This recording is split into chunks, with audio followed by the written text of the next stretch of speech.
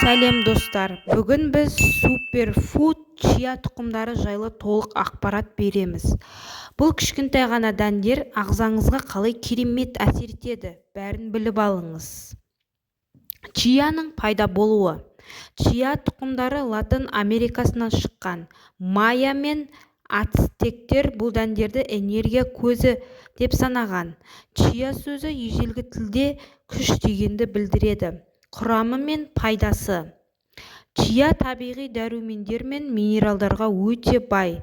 Құрамында омега-3 қышқылы, клетчатка, кальций, магний, темір, ақуыз, оксиданттар кездеседі.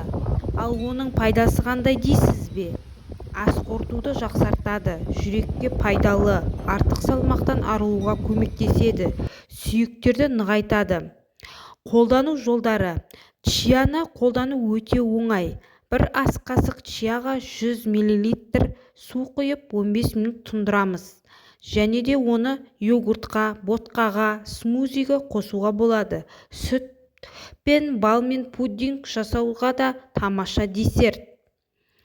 Алайда сақ болыңыз, аллергия болуы мүмкін. Су ішпей қолдансаңыз, іш қатуы мүмкін. Қанды сұйылтатын дәрі ішетіндер дәрігермен кеңескен жөн. Чия кішкентай болса да әсері зор суперфуд. Күніңізді пайдалы әдеттермен бастаңыз, денсаулығыңызды бүгіннен ойлаңыз. Чия тұқымын бұрын қолдандыңыз ба?